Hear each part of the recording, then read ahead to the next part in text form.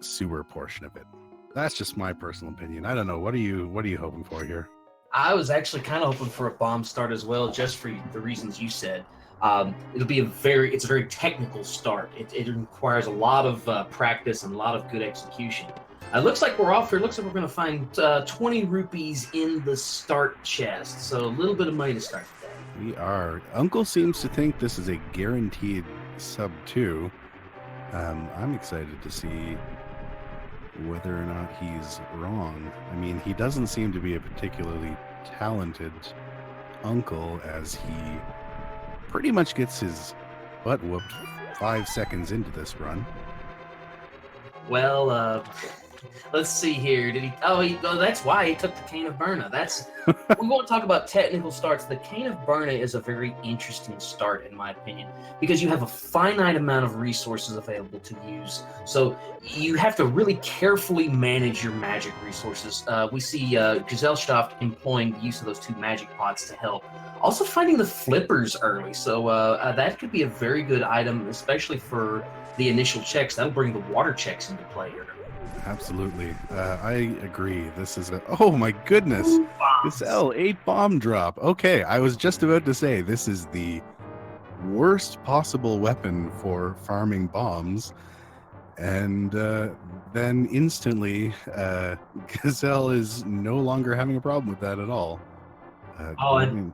He's going to have to be careful searching around for those 8 bombs, or any bombs at all, on his escape run.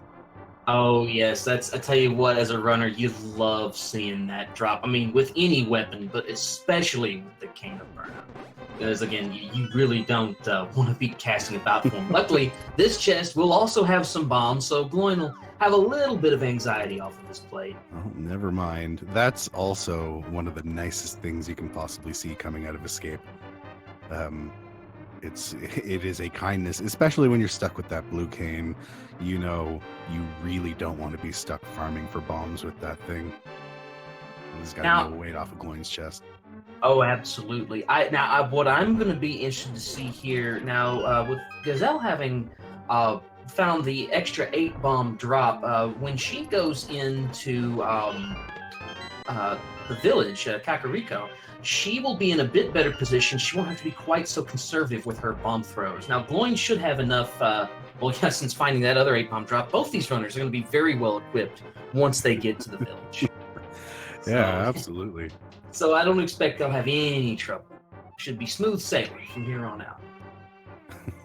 That's amazing. Also, I want to point out it doesn't really, we kind of pass by it, but the the movement on those bombs from Gazelle is something that I haven't seen before, and a really clever way of setting it up.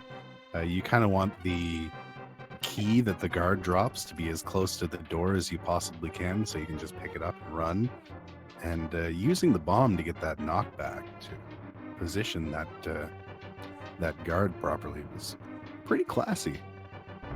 Well, that's like I said, she has had a lot of practice with those bombs. So I mean, that's just real artistry right there, being able to manipulate that to get it just where she wants that key to be. So again, that's very solid performance right there. Gloin does have a bit of an edge though over Gesellschaft going into the second half of Escape. Basically, at this point, we only have 4 more chests, 5 if you count the one in Sanctuary. But so we'll see the second half on display here. Both runners still have plenty of cane ammo, so I expect that Key Rat is going to be no problem. Yeah, and even then, taking that thing out with bombs is not that big of a deal. I notice a lot of players just decide to pull out a bomb and hold it in the air and run at that rat. Sort of track the rat with the bomb that you're holding, and you take a heart of damage. It's not a big deal. It's actually not a bad strategy what you're talking about, because making sure that if you pull the bomb out at just the right time, true, you do take the damage, but it's a very high percentage chance to be able to actually hit that rat, especially when you figure bombs is a very limited ammunition weapon. So that's a very valid strat to employ. Gloin almost getting some really fantastic RNG on those ropes. Giselle deciding to just beat him down with that blue cane anyway. Tell you what, two opposite approaches, both getting the same result, though. They were able to navigate that pretty well. So, again, just shows you there's more than one way to solve a problem. Yeah, both of those strategies turning them out at 61 rupees apiece, so doesn't seem to have been a bunch of a difference between the two. Yeah, this is the tough part. On another bomb. Oh, that's nice. Some people are out there watching, wondering, why can't I get this many bombs in this game? Exactly. All right, rats, play nicely. Don't. I'd love to run in front of those doors. All right, what do we got? A pointed stick and a blood instrument. All right, so we have two kinds of weapons here. So that hammer is going to be really nice, doing tempered sword damage, and then of course having that first of two required swords. So very nice in the back of escape. Yeah, that is a friendly back of escape. I am very much into that. We got one chest left. We've already seen the map, so we're looking for one more item inside this chest in Sanctuary, and then that'll be it for escape. Just a nickel. That's fine. They're going to get a bunch of money when they're in Kakariko Village itself, and they really don't need to pay a visit to the bomb vendor. They don't need bombs as weapons anymore. Plus, they've got plenty of bombs to do the early access checks in Light World. So they are good to go. Giselle deciding to save and quit and head down to the dam, whereas Gloin is immediately off to Kakariko Village, so instantly we're seeing a little bit of a diversion here. Absolutely. Now, bear in mind, depending on what they acquire on these different checks, it may still end up being time neutral, because they'll probably spend the same amount of time checking everything. What the Gesellschaft hoping here is that the South Shore is going to pay off, and it very well could. Also, there's a chance to go check Agina's Cave, which has been a pretty popular play as of late. But Gloin being able to get the tree pull there is going to get a little bit of magic to help him along his way. Good to have, but with having a sword and a hammer, the magic is a bit of a secondary at this point. More bombs, a little bit of a refill, heading out of the dam there. Not a terrible thing to find when you're heading over to Mini Boldorm Cave, given that bomb strats on the whole tend to be faster than just heading over to either side and using your sword, if you can line it up properly. Absolutely. I will be curious to see what is in the bottom of Blind's hut here. Yeah, these are two big checks we're seeing right now.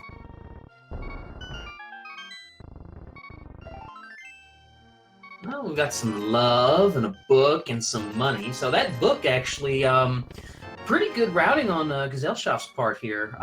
She'll be able to, when she doubles back to the other part of the map, she may get to be able to peek inside Desert Palace. Might be completable, depending on... Oh, go ahead. I was going to say, we've got a bottle in Kakariko Village, which is such a kindness when you get to route. The only thing that would be nicer is if we found the actual flute here in Kakariko Village anyway, as well. We could get the whole thing knocked out at the same time. Oh, yes. Well, and like I said, getting that sick kid, that's something you don't want to have to orphan and come back to. Although Kakariko does serve as a bit of a hub, so if you skip it once, odds are you'll be in the area again to check it again. Oh, absolutely. I think Gazelle might be hoping to be able to loop Dark World in there as well while she's up there. Gloin finishing up. I don't think we saw anything interesting in the well. No, not yet, although we do have armor off of the bottle vendor, so 100 rupees gets you basically a doubled health pool. That's a pretty nice find. Yeah, not bad. Hey, there's the other one. There's a lot of matching up between these two different routes. One of them picking up a big 20 when the other one is, ooh, a master sword sitting in the back of the chicken hut. Speaking of blue. Yeah, we are getting all the blue items. The blue sword, the blue cane, the blue vest. The blue flippers are currently being used to see what's over at Hobo. Plus, we're going to get that sick kid check. Now, we haven't found a lamp yet. But I expect that our runners probably aren't going to want to run into that because with the fact that Master Sword's available so early, that could bring Aghanim into play. But if we don't find the lamp, we'll know that we're supposed to go a different way. Yeah, we got an upgraded vanilla bottle in the back of the bar. You do normally find a bottle there, but you don't normally find it full of blue goo, which is nice. Hey, we will take it. That's an extra safety. Yeah, that absolutely is. Ooh. There's a lift upgrade. Okay, so at some point, absolutely, the boots are going to have to show up, so that's a nice sign. Question's going to become how soon? Exactly. Ignoring those bombs in the race game.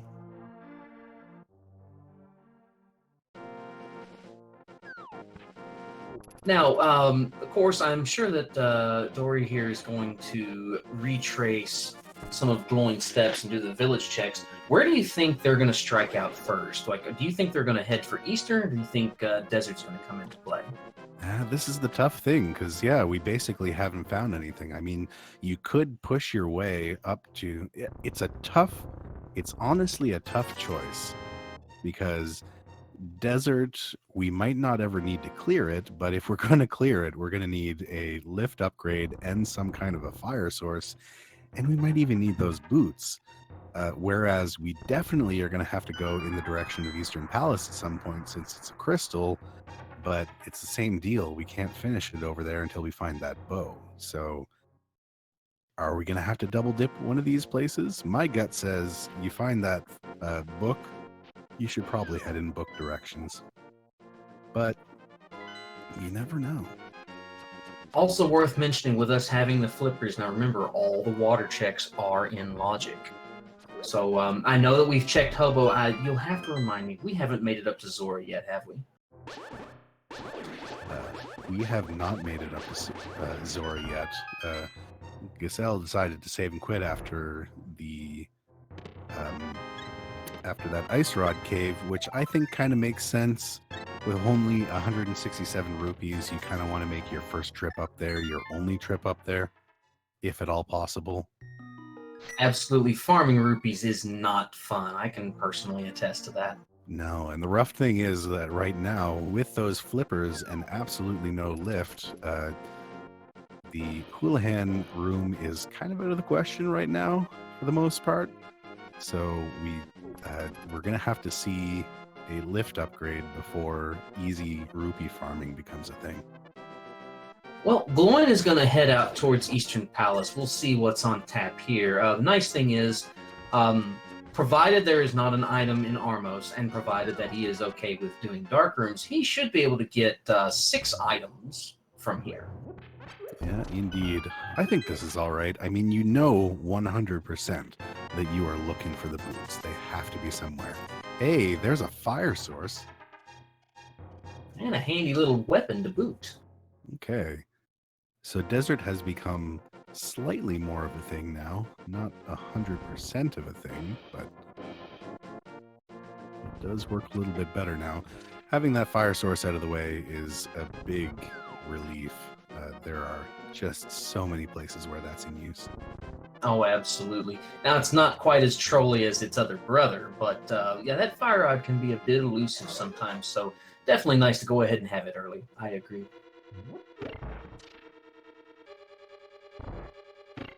All right. Our first new news that we're going to get here is whatever we find in Eastern Palace. Which, unless there is a bow in here, which just never happens. But unless there is, then this is going to be a double dip on Gloin's side. Yep, I expect we'll find possibly a lamp here, or maybe a bow. Bow would be nice, but I would be more inclined to see lamp here if we were going to see anything. Yes, indeed. I hope I'm wrong, but... We've got a second piece of diversion here. Gesell's heading down to Desert, which we were talking about is the other possibly right move here, since we have that book. Could be something on that desert ledge. Could be something in Desert Palace itself. We don't know. Now, I don't know the exact numbers on it, but I believe that Agina's Cave is actually statistically shown to be a fairly high percentage play for progression items. Again, I don't know the exact numbers on it, but this could pay off pretty well. So I kind of like seeing this play here. But again, I also like what Gloin is doing. So again, I mean, it's hard to say one is right and one is wrong because it's randomizer. Either one could be right. Yeah, you kind of want to. Ooh. Well, I think one of them is possibly more right than the other one at this point. That one's starting to look a little bit of right. Well, we'll know soon once we find out what's here. It's possible that we're going to have to go in both directions either way. But having those boots first is really nice. Plus, having those boots means that Gloin's going to be able to get a lift upgrade before heading to Desert Palace, which is going to make Desert Palace full clearable. Yep. It's every bit of time that Gloin has the boots and Gesellschaft does not. I mean, that is an advantage because just of the sheer time efficiency that goes into checking all of these places.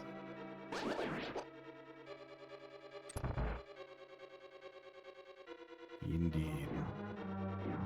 We are about to figure out whether or not those boots are required for anything in Desert Palace. I mean, it might be a map or a compass up there on top. The rough thing would be is if we're looking at, you know, a small key or a big key back there that's gonna lock out some other sort of progression that's sitting here. Oh, there's the big key. Okay. Well, we've got some of it at least. Might not be that big of a problem. We're about to find out.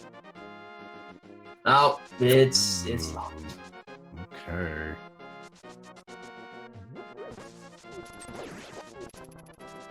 Well, depending on what we find in this chest, that could be good or bad. Just a compass. Not be great. But, I mean, still very early in the game, still a lot of places left to go. Now, Gloin's going to be grabbing his gloves. Interesting to note, Gloin has found 2 shields so far. Now, that could be interesting because if he finds a third one fairly early, I mean, I know he has Burna, but that does logically tend to point towards Turtle Rock. The earlier you have the bridge, maybe that laser bridge comes into play. Yeah, I mean, they do have that blue cane, but the blue cane was the weapon that they picked up. It'll be interesting to see where they put it. The game tends to... Now I'm second guessing myself. I forget whether or not boots... Or I forget whether or not the shields count as nice to have. No. Shields are counted as... Shields are seeded first, just because they do unlock laser bridge, like you were saying. Mm-hmm. It's a matter of, you know, it's not guaranteeing that Turtle Rock's going to come into play, but it's definitely something to keep in the back of your head. Also, with at least being at shield level 2 right now, if they do the blind fight in Thieves Town, it does add a little extra layer of protection. So it's certainly something that's nice to have. Yeah, absolutely.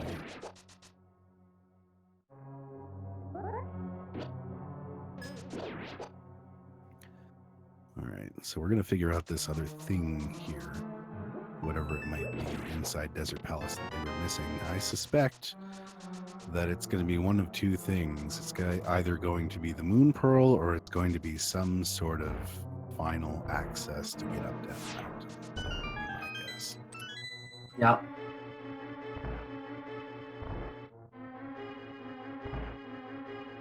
Which would be unfortunate because this seed kind of makes you go in 2 different directions just to get your Dark World access.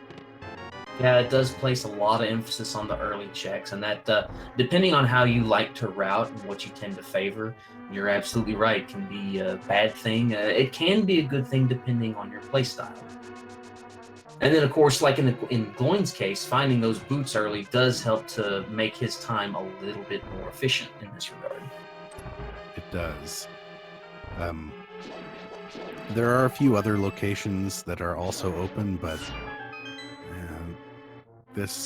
the desert play kind of feels like the right one just because the game gave you multiple. Yeah, there we go. Like that? Yeah, it feels like the right... it probably is the right play, not just because there's more items to be had here, but also because the game gave you everything that you needed to get all the way through here. So it's kind of like, yeah, okay, you could do bonk rocks, or you could do this or that, but go to Desert Palace. That's what's going on. Gesellschaft giving a couple of rage slashes on that boot chest. She's probably not terribly happy to see that this late in. She would have preferred to have had that much earlier, but still getting them about the 20-minute mark. I mean, that's still pretty early on, so it shouldn't come into a huge factor, but it will be something to factor in. Yeah, there is a lot of routing differentiation that is going to happen in the Dark World, and that's typically where most of the time sinks in this game. Now, I will be interested to see with Gesellschaft finding the boots first. I wonder if she will be thinking to check bonk rocks out of Sanctuary, or whether she may elect to go back to Desert Palace. It's I'd kind be of curious rough. to see how she does that. Honestly, it's tough because you've already been to Desert Palace and you didn't find anything. I think some players are like, I don't want to go straight back there. Yeah, and I think that's what's happening in this case as well. But fortunately, we know that's where the play is too. Well, and the nice thing is, Hype Cave, Silver Arrows. That's pretty good. I rank that about an 8 out of 10 for a Hype Cave. I know it's not necessarily progression, but good lord, talk about a time save on the Ganon fight. Yeah, I think when all you've got right now is the Master Sword, that is a sigh of relief knowing that you're not going to have to do those 24 spins in order to take Ganon down with that sword. It's better than the kick in the teeth. All right, what do you got, old Stumpy? Whoa, the flute! That is so close to vanilla that, he just forgot to bury it. So since it's in the Dark World, does that mean we call that chocolate flute? Maybe. All right, look at this pendant spread. We've got Skullwoods is your green pendant. Thieves Town is the other pendant. Come on, give us the fire rod, give us the hammer, and then make Skullwoods and Thieves Town pendants. That is rude.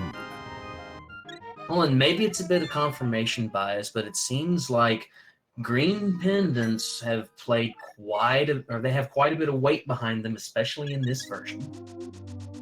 Yeah, you do get an extra item locked behind them. Where are you off to, Giselle? Yes? Oh, that's right. Grabbing that the mitts. Yeah. Or not the mitts, the gray mitts, the gloves, the slightly lesser of the two gloves. The small mitts. I can appreciate this play from Gloin. You finish out the South of the Dark World. The first thing you want to do is activate that flute. Don't put that off. Yeah, to talk about having good mobility between having boots and now the flute, getting that unlocked, you're going to be able to move around the map very quickly. The only other thing that would make them even faster, finding that mirror, which since Swamp is a crystal, mirror will be required this season. It will indeed, which means between Misery Mire requiring that flute and Swamp Palace requiring that mirror, at some point we are going to have very smooth movement throughout the seed.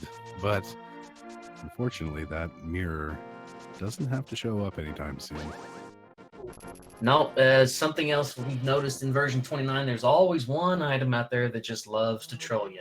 And kind of the fun game is figuring out which item it's going to be this time. So hopefully the seed plays nice, but it usually doesn't. And chat already chiming in, yes, the Ice Rod is a notorious troll item. It is indeed.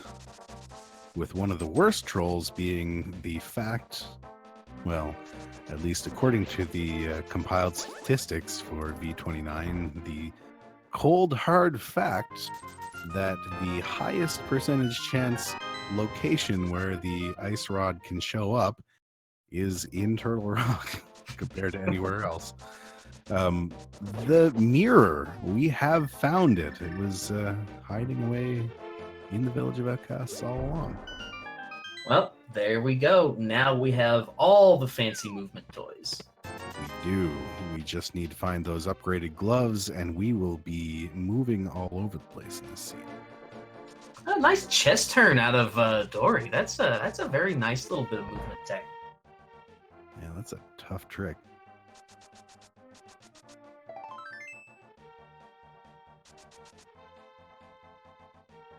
Going Not checking much else. C-shape house here. A piece of heart for him. Here comes the question. Do you dip? Well, okay. He's gonna dip Thieves Town. Can't even ask the question. There seems like a little bit of bias towards Thieves Town. It seems to be stacked sometimes, or sometimes this is the location where the game decides to hide that ice rod. You decide to skip it, and then suddenly you have to head into Turtle Rock without it. And the game just says no. Well, at least with the mirror, Gloin's going to have the option of checking just these first 4 chests, which, you know, there's a high probability that what he's needing will be here.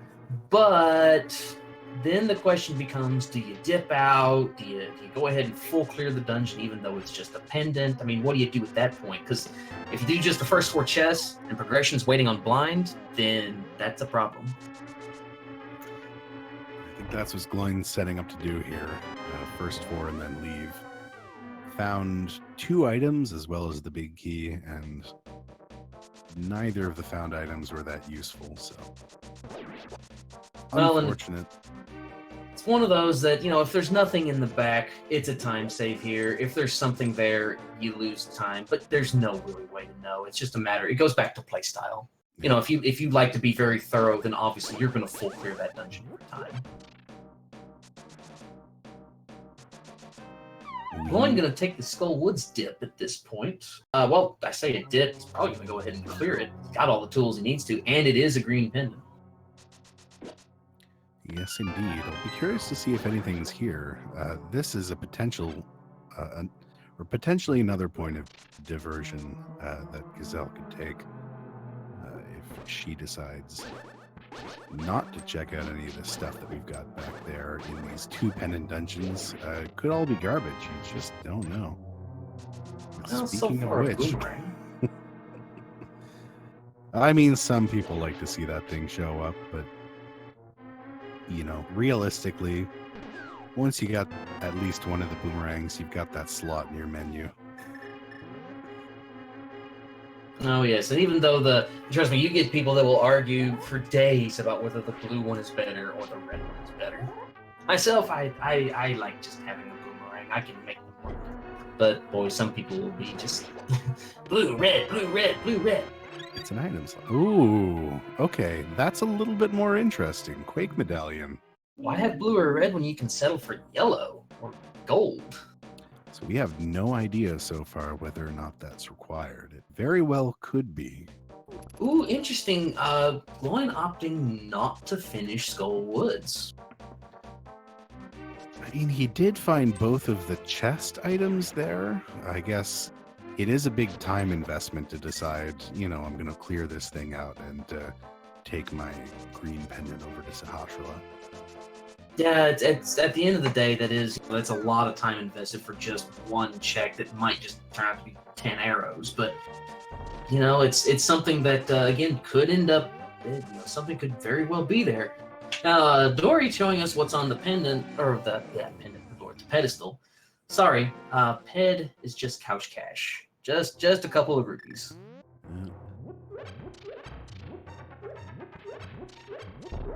Good information to have early on, though, so that way you know that, at least for the blue and red pendants, it's not worth clearing them. Gloin finding something else valuable, a bow. Yeah, that's a little bit more interesting. We are definitely going to need that to complete this seed, as well as to complete 2 of our required dungeons that have crystals in them. So yeah, we'll see. Gesellschaft is at the very least going to get that Quake medallion. Indeed. Having a little bit of trouble with this initial drop into Skull Woods, that can be a very frustrating piece to pull off, especially if you make a small misstep, you get knocked into a pit, and that can eke away at some of your time. Yeah, the hitboxes on those bumpers are very weird. I believe it's only the X portion in the center that actually matters at all. Everything else is sort of just fluff. You may be correct, but honestly, it seems like I always bounce off of them. So it's like to me, it's like the hitbox might as well be the whole thing. Well, Giselle opting to just hover across that gap. Well, saves a bomb, and it looks cool. Try to do it again, and that mini Moldorm said, nope, no, I'm not having you do it twice. Not happening. All right, Giselle, do you head down to the Village of Outcasts, or do you head over... Well, okay, so yeah, she doesn't have the mirror yet. So, nothing doing heading over to that, the graveyard ledge yet. Now, I know Gesellschaft has been burned by a Pendant Thieves Town before, so I will be interested to see if she opts to full clear it or not. Yeah, that's true. I mean, we don't know. There could be something absolutely incredible in there.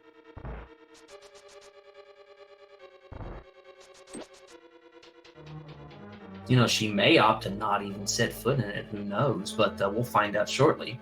She is going to find her mirror, and Gloin going to give us a peek at what's in Palace of Darkness. Big thing that we're still looking for right now is those upgraded mitts. Without those, we are missing quite a bit of movement. We also have not seen a single thing up on Death Mountain. I suspect our runners have been putting that off until they have either that mirror or the hook shot, which they do now have that mirror. However, if you can put it off a little bit longer until you get up those upgraded mitts, that can help you really clean up the entire mountain quickly. Indeed, it comes back to being efficient with your checks, and the more that you can route into a shorter window like that, you know, not having to make 2 trips up Death Mountain, that's a very big time save. But you may have, I mean, you know, the mitts could be up on Death Mountain, or there could be something else on Death Mountain that would necessitate a double dip. So, you know, there's always that probability. Yeah, absolutely. We haven't found basically any of our fetch quest items so far. You can kind of count that book as perhaps one, but the rest of them just haven't shown up yet, which is a bit of a relief, honestly, I think, for the runners, but at the same time, you're sitting there at the back of your head thinking, when is that shovel going to come up? Looks like Gesellschaft opting to go ahead and dip out of Thieves Town, so we may never know what's in the back. Yeah, exactly. I do see a bow in her future, though. Yeah, fortunately, a bow in the future, as well as whatever, I missed it before, whatever is in King's Tomb. I don't think it was anything particularly good. I honestly can't remember either, so you're probably right. If it was important, chat will help us out. We would have gotten more excited about it. I say that's not a guarantee.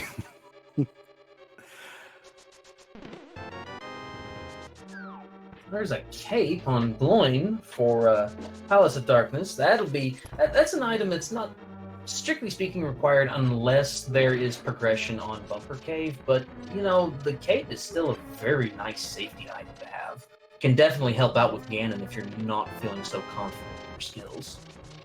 Yeah, it can also, well, I was about to say, with Master Sword, it can be a huge help at the end of Misery Mire with Vitreous, but then I remember that both of our runners have the bow and the silver arrows, so not a big deal.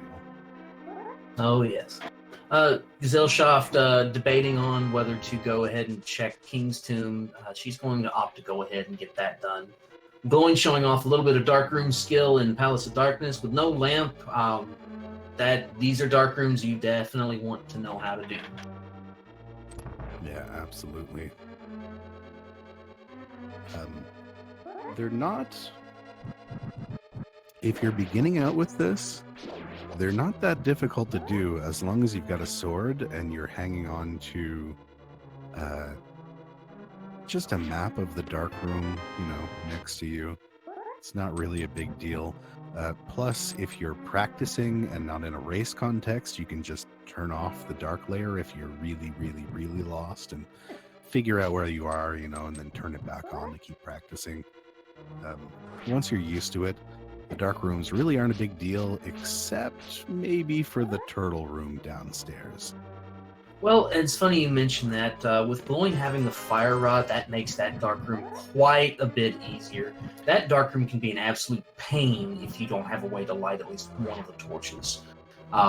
So it's he may feel very confident being able to do that, but having that fire rod, you can strafe left or right, hit that fire rod shot, get one of those torches up, and you'll have plenty of time to go ahead and clean up the turtles. So having that fire rod makes that room a whole lot easier. Absolutely. Walls don't move. But those turtles do, and those turtles move straight towards you. It's the worst.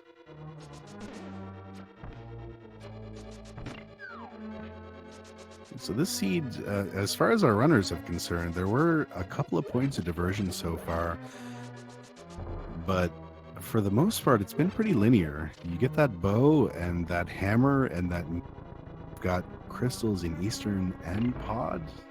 This is where you're going. Well, and if they stay on point where they're at, only about a dungeon, maybe 3/4 of a dungeon separating these two. So, this race is still very close. It is indeed. I think you're probably right. We've seen basically nothing here in Palace of Darkness, which is unfortunately pretty typical for this place in V29. And I believe we already got all 3 of our items in Eastern Palace, so we're definitely not going to find anything there either.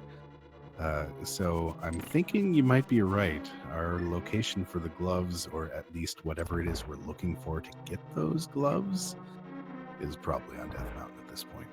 I would say that's a safe bet, but hey, I could be wrong. You know what? Maybe, but honestly, speaking of convenience for Death Mountain, I think that's why we have that flute. I'm gonna guess that somewhere sitting up there on Death Mountain is either our gloves or our lamp, something else like that, something major that we're looking for. Oh, those beetles not playing nice with Gesellschaft. Not nice at all. Those are going to be tricky little guys. I don't think she has the cape yet either. Nope, she does. She has the cape. So, sometimes especially if that thing's being trolly, we may see her do it, maybe not. You can use the cape to actually make yourself invisible and run through that beetle.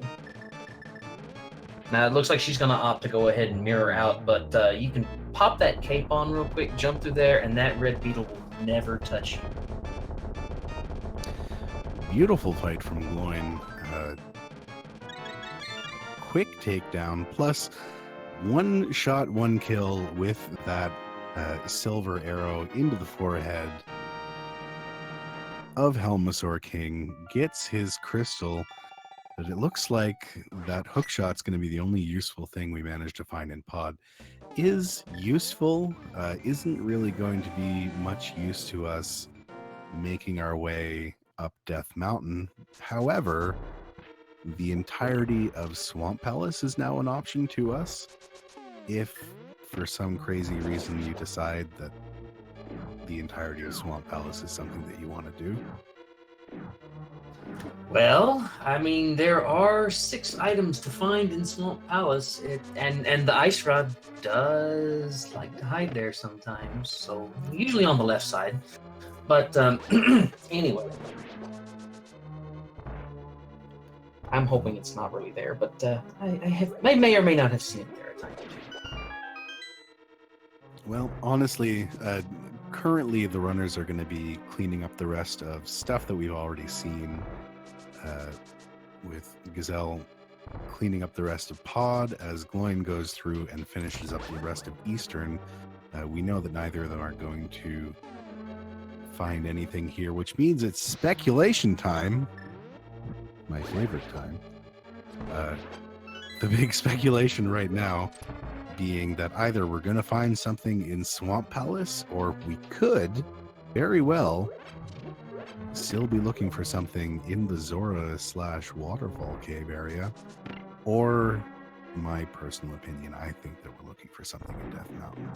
Although, I think it would be hilarious, given how poor this seed has been, if our mitts decide to show up on Zora himself. I mean, if the Kingfish decided to have something useful for a change, well, that I could see that happening for sure. It wouldn't be the first time. I see him having the Moon Pearl a lot and just nothing else.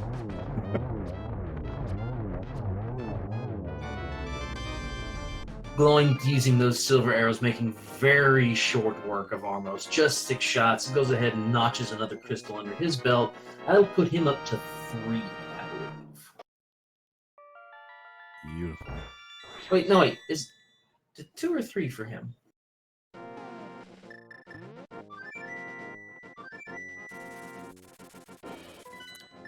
What's Giselle up to there? Uh-oh, might be lost in this dark room. I know this maze dark room is a pain in the neck, especially if you don't have a guide of some kind. Oh goodness, I'm stupid. I thought she was downstairs. I was trying to figure out, like, what are these crazy movements through this crazy room? And then I was like, oh yeah, that's what the that's what the dark maze looks like. Yeah, it's that can be a very very difficult room to do. I know, speaking personally, I like to have a guide to it, like a rough sketch of the room, just so I don't lose my bearings too badly. Yes, indeed. Taking the Death Warp back to the start for a little bit of a health refill. Gloin is going for the swamp play. Well, let's just see how this pans out. Yeah, I mean, you got everything you can to clear it. Very, So, very interesting. I don't know. Swamp Palace is one of those 2 or 3 palaces that you really, really want to go mode if you at all possibly can. I know it. Ice Palace and Swamp are both much faster to go mode than they are to do the full clear on. But I mean, at least with Swamp, I mean, you've got such a high item density that, you know, if you do have to go mode it, odds are you'll be rewarded for your troubles. Yeah, maybe. So far, nothing in Swamp. However, that can very quickly change. Now, Gloin here, opting to run up, hammer that pot, and dash backwards. Now, I do know that is the fastest way to clear that. If you run up just to where you touch the pot, use your hammer, and then turn around and dash, you'll actually pick up the key while it's in the air, falling to the ground. And it's minor optimization, but it does save a bit of time in that room.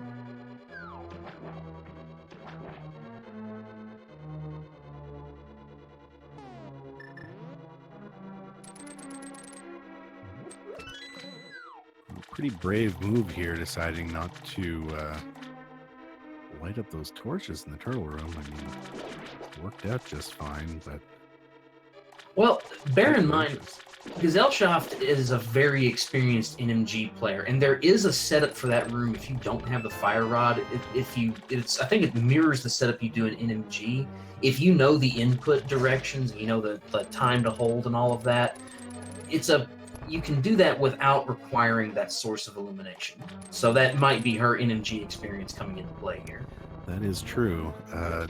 We have, interestingly, found the mitts here in Swamp Palace. Well, pays off. So yes, indeed, it does pay off. That's interesting.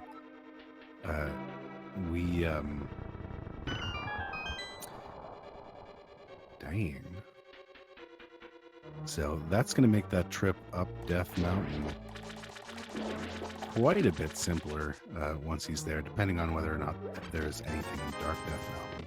Still doesn't really have access to Turtle Rock yet, but that could pretty easily change if we manage to find the Cane of Samaria somewhere around here. Yep, just need the Cane of Samaria, and we can get into Turtle Rock now. I guess that's an item that can end up trolling quite a bit. I mean, it can be tucked away in a pendant dungeon. It could be tucked away on like Ether Tablet. I mean, there's so many places that cane can hide. Yeah, and it seems to like hiding out in Misery Mire quite a bit, which is unfortunate because there's only 2 items in Misery Mire, and you need that cane to complete the dungeon.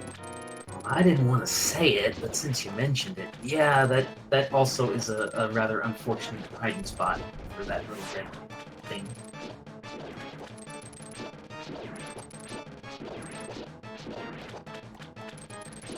All right. So we're getting the kill on Argus here from Gloin. So the question is going to be, once he's done of this, where to next? There's a couple of options for him right now. We haven't seen anywhere near all the items here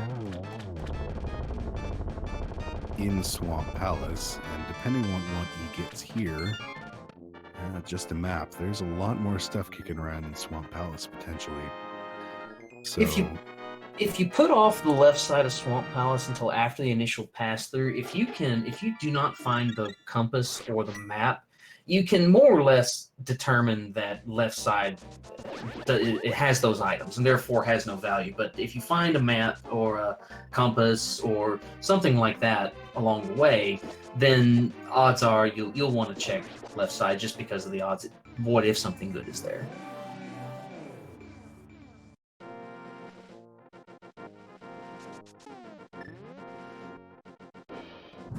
And Gesellschaft opting not to use silver arrows on Armos. That's interesting. So we do see that Bombos tablet check from Gloin. He will at the very least. I mean, that one makes sense. Whereas maybe going back into Swamp Palace makes a little bit less sense. Gloin is putting off that Death Mountain climb as long as humanly possible, opting instead to head over to the Mire area. We see that Bombos is our required medallion to get into Misery Mire, so we have no idea where that thing is. Well, I tell you what, though, I kind of like this play on his part because he's gathering information. He now knows I have to have Bombos in order to be able to complete Misery Mire. He'll also be able to check Checkerboard Cave while he's here and the Mire Shed. So, I mean, that's 3 checks you can notch under your belt, and you get information on what's required to get in Mire. So I actually do like this play.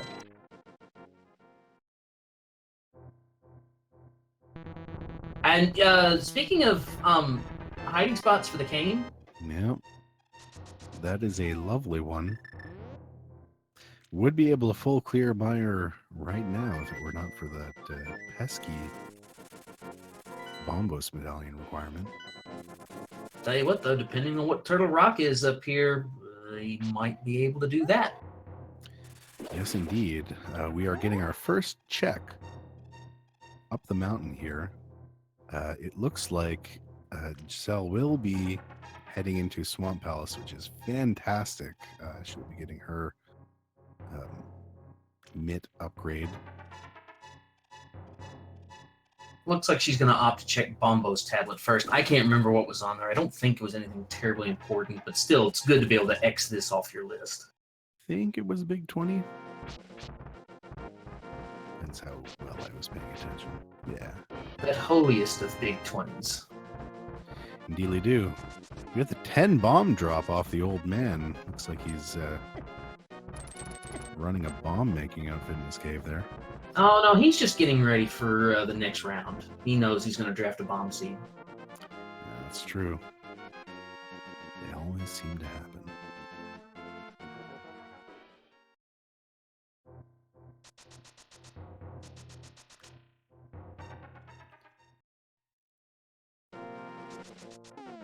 5 rupee drop and a 20 rupee on top of Spectacle Rock.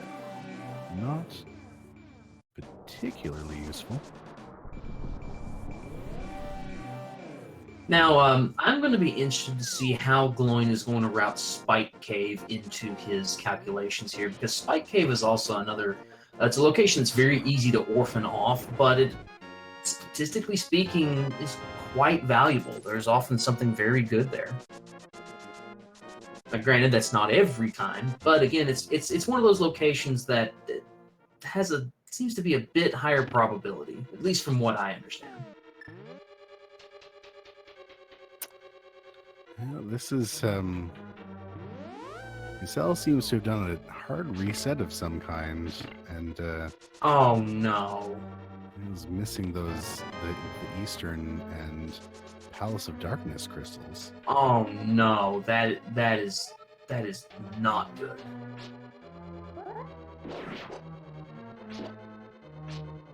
Yeah, that's. I mean, one good thing that you know is that most of Palace of Darkness is a bust.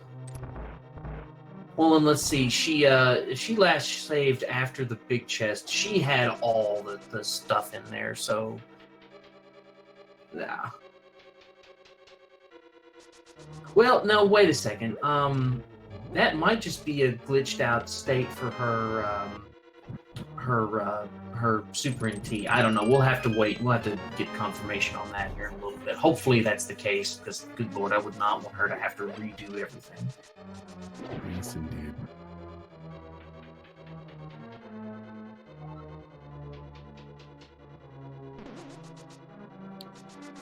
We're also going to get the Tower of Hera check here.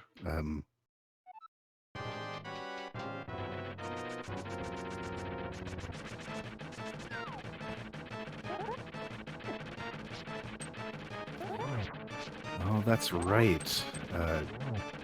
She death warped in Palace of Darkness in the dark room. So Yep. that was a save and continue. That's why she's got the hook shot. So really just has to quickly finish up the rest of Palace of Darkness and Eastern Palace. It is a bit of a time sink, but not as much as having to go through those entire places again.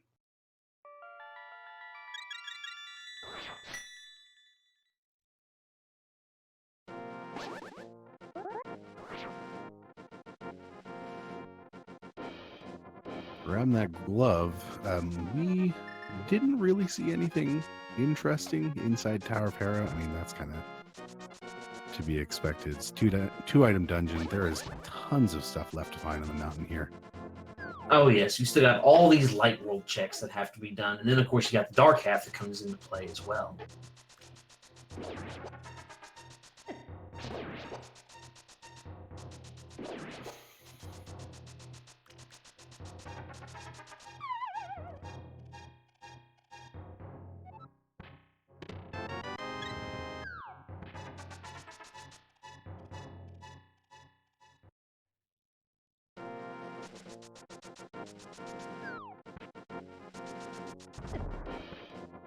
Still not quite a lot on the mountain here yet. Gloin's going to do the setup wherein you go into the dark world, and possibly what we're seeing, yeah, that's exactly what we're seeing, is mirror strats right here, where you've already come off, you've already done Spiral Cave, and now just head in here, grab everything inside Paradox Cave, use your mirror to head up inside Super Bunny Cave, make your way to the top. It's a very efficient bit of routing here because, like I said, you're weaving between the light world and the dark world, but it does, as far as your straight line distance, it does cut down on a lot of time as far as going from location to location. All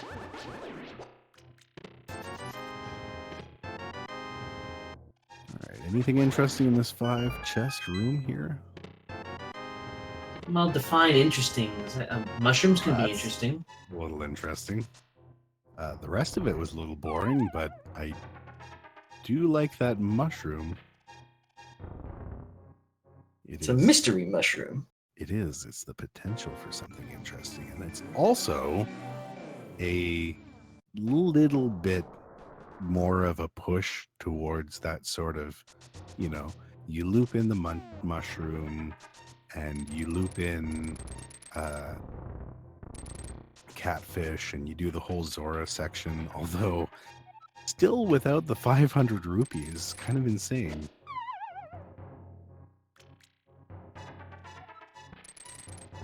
Well, who knows? Might pick up a nice 300 right here. You never know. Might Or possibly. 5. Or 5.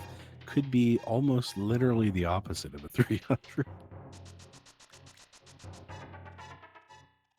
You know what? 5 is more than 1, so. But 5 is not 500. No. But it's getting there. Giselle, interestingly, opting to do left side, obviously, feeling a little behind with that hard reset. I'll tell you what, depending on what's here, could be big. Although at this point, good Lord, Ice Rod is what we would have to find here for it to really come into play. And it very well could be here. Gloin finding Tempered in Hookshot Cave, he's going to be very glad to have that in his arsenal. And Quake for Turtle Rock, so looks like we're going to get to take a peek and see what's in here. Quake indeed, and that means Bombos on left side swamp would also be an interesting find. Indeed, indeed.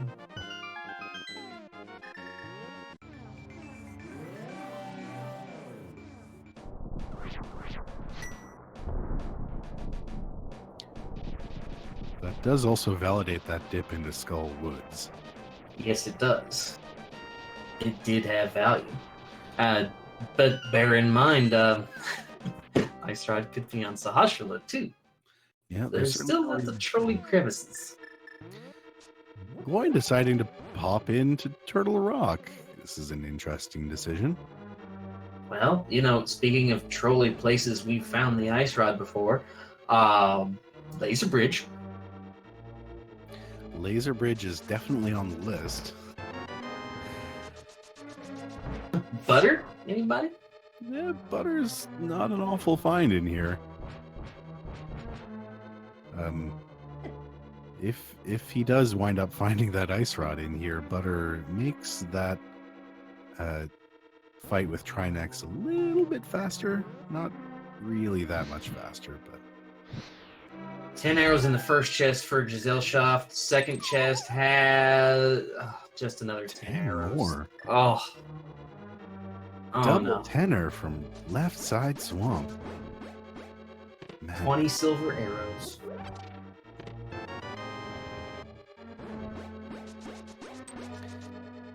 Turtle Rock is potentially setting us up for a situation where we would not have to dip into Laser Bridge at all, depending on where we wind up finding that big key, I guess, and where the rest of the keys are. It would be interesting. Well, if you find Ice Rod and Bombos beforehand, I believe that's the only 2 items we're missing for Go Mode, correct? Those are the only 2 items we're missing for Go Mode. We're going to have to be very careful. Down to 2 hearts in Turtle Rock. That is not something you want to have because this place is dangerous. Yeah, even with Blue Mail, a lot of this stuff continues to be dangerous in this dungeon. Especially those pokies. Once you hit them and the little balls throw out of them and bounce across the room and come back and smack you in the face. Oh, and those chain chomps, that's like getting a hug from Ganon. So yeah, they hurt. Yeah, they are horribly unkind. Dory retracing her steps here, getting back into Palace of Darkness. She's going to get those crystals back. So, and again, thankfully, she's got the foreknowledge here, so she can just buzz right back through and get all this knocked off. Indeed. Small key behind a small key in the pokey area.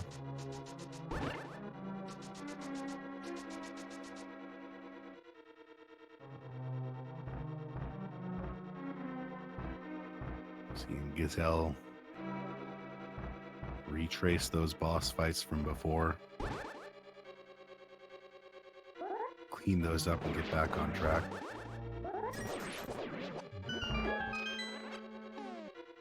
Gloin opting for 2 spins on the double pokey here, or the double pokey room here. Also using that net and grabbing a fairy.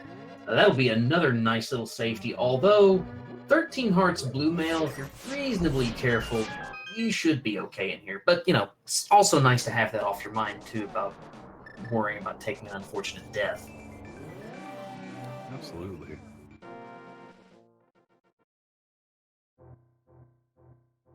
All right, mimics. What are we hanging on into in here?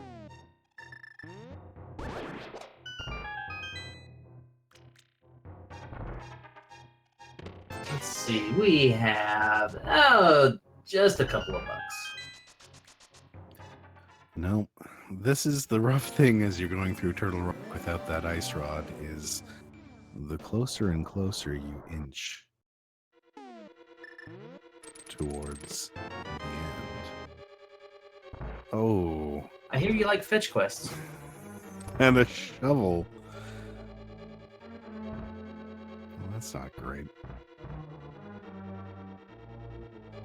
I mean, we checked the rest of Death Mountain, right? There was nothing. Spike Cave is still out in the wind there, I think.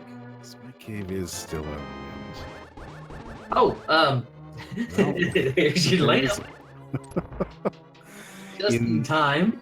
The last possible chest that it could have been in before it would become necessary. So ridiculously, the game kind of did want you to... I mean, for one thing, the game wanted you to either double dip Palace of Darkness or double dip Swamp Palace potentially, so you could grab your Titan's Myth, so you could head up, come to Turtle Rock, so you could... I'll say this game is, if you follow the logic, this game can be mean sometimes. That can be mean even without following the logic. That's why runners don't typically like to follow lamp logic. Lamp logic just gets you wrecked. The lamp is just a suggestion. All right. One more chest, and if this isn't Ice Rod, it is not Ice Rod. Okay. So that means if Gesellschaft finds the Ice Rod elsewhere in the world before going to Turtle Rock, this could pay big dividends for her. Yeah, that is a potential advantage. The problem is that by the numbers, the play really is Death Mountain.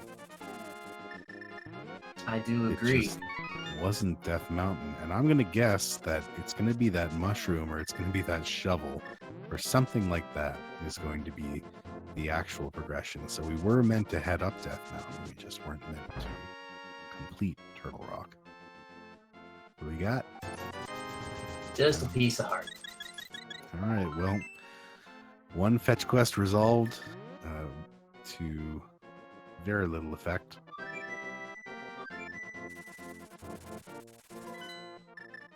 Meanwhile, Dory coming back to Armos, taking them out again. So, but doing it in very spectacular fashion. That'll put her up to 3 crystals.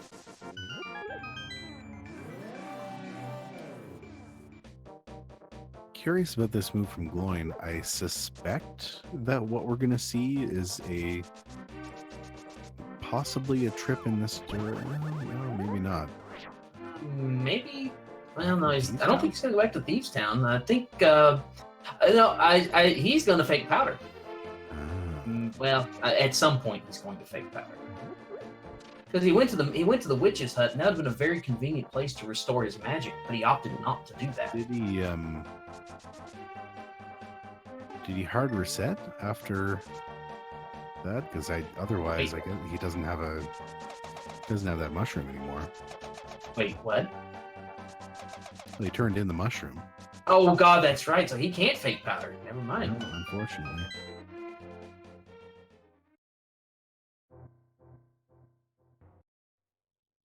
Right, Gazelle grabbing that red cane. It's unfortunate because that is a pretty clear indicator. It's like, make your way on up to Turtle Rock. Just do it. So now I am deeply curious whether we'll find something in that shovel spot. No, she is not opting to take the bait up to Death Mountain. Instead, heading straight into Ice Palace. This is interesting. Nope, Oh, gonna no, make a never pit stop at mind. Doors first, which she has the money to do it. So, you know, this I Finally. like this play.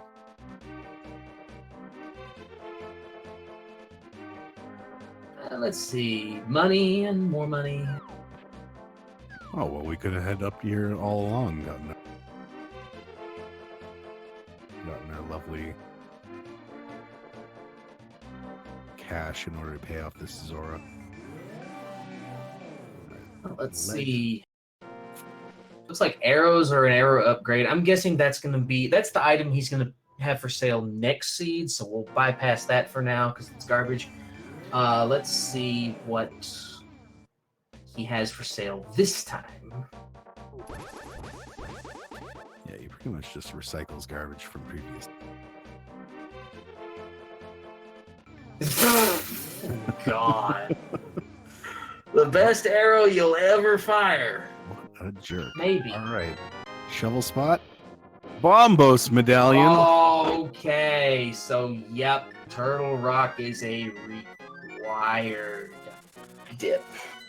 Yeah, okay. Well, possibly required dip. If Ice Rod is in Misery Mire, which it very well could be, then yeah, required double dip for Turtle Rock. And that's just mean. All right. Well, Zell opting, I think this is it. The trip into Ice Palace. Oh, come on. Cool it with the fetch quests. All right. Well, so at the very least, you won't be able to go mode Turtle Rock on your way into Ganon's Tower, which is always a little bit unfortunate. I am now deeply curious where that ice rod is, because if it's in Misery Mire, then that's a little bit of trouble. But otherwise... That's more than a little bit of trouble. That's a lot of trouble.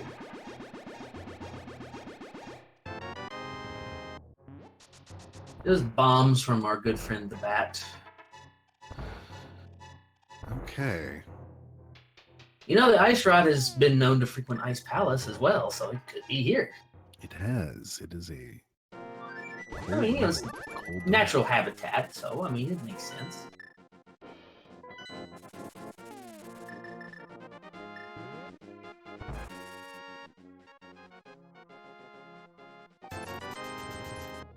Now he's going to refill that magic bar.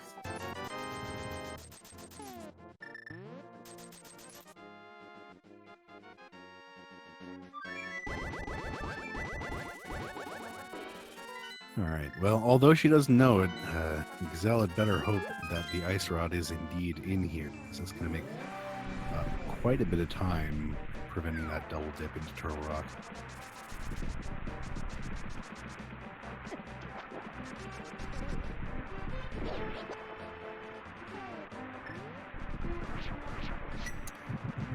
We'll figure out on gloins and what exactly is in here. We are in that classic unfortunate situation that everybody hates, where you are an ice rod away from go mode, and it feels so terrible. Well, remember, logically, the only place Ice Rod cannot be is on Trinex. It can be anywhere else in the game, in any one of the other 215 locations. Something like that. Indeed.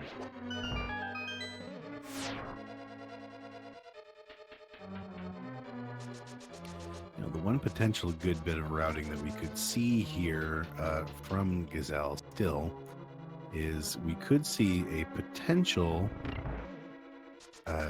dip into...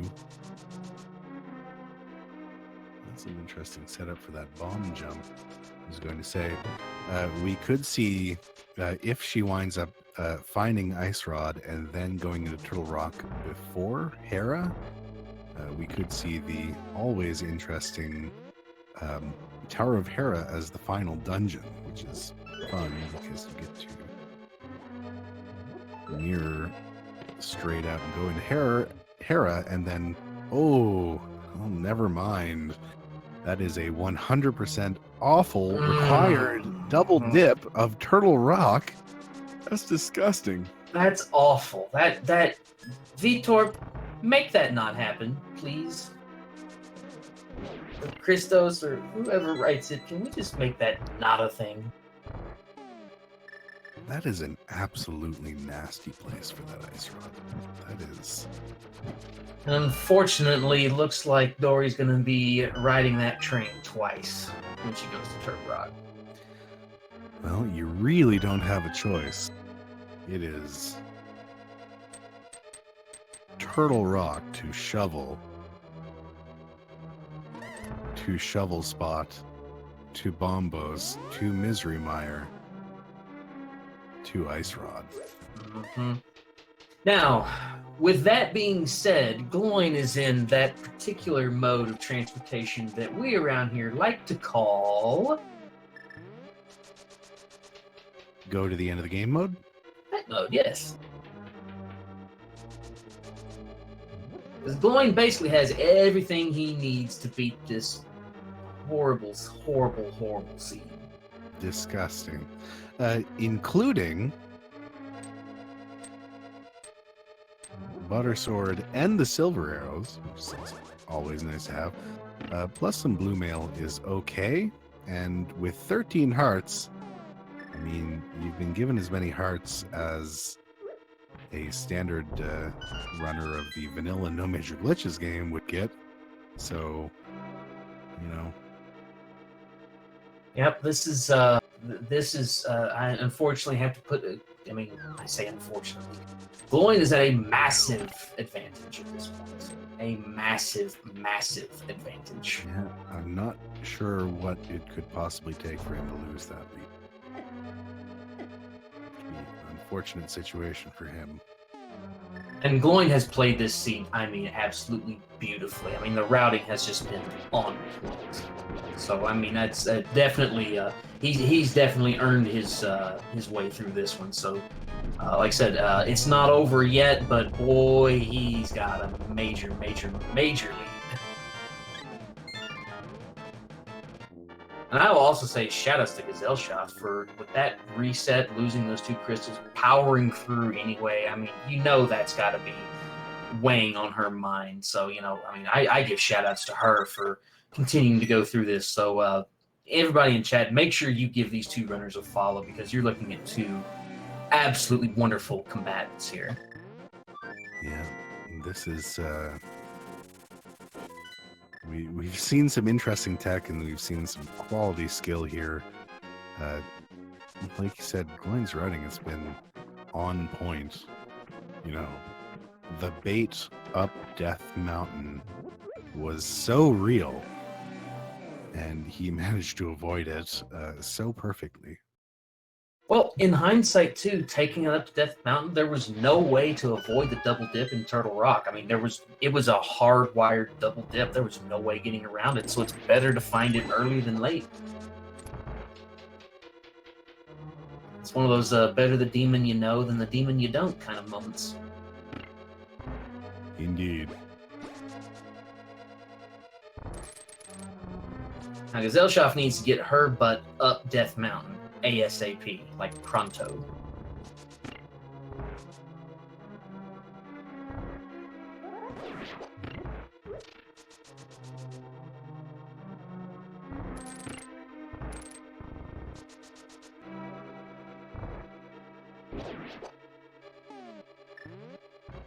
So we are finally seeing from Gazelle that trip up Death Mountain. Maybe too little too late. Meanwhile, Gloin is in the fortunate situation of being able to go mode Ice Palace, which Ice Palace and Swamp Palace, like we were saying, have probably the strongest difference between being able to do it in go mode and being able to do it as a full clear. where you're still looking for items. Well, and as far as just, pure amount of time save, the biggest incentive you have is to go mode Ice Palace and Swamp. Those are the ones that's going to save you the biggest amount of time. Indeed, if you can ignore them at all, which we couldn't really ignore Swamp Palace, unfortunately. Can't exactly miss out on the Titansmiths.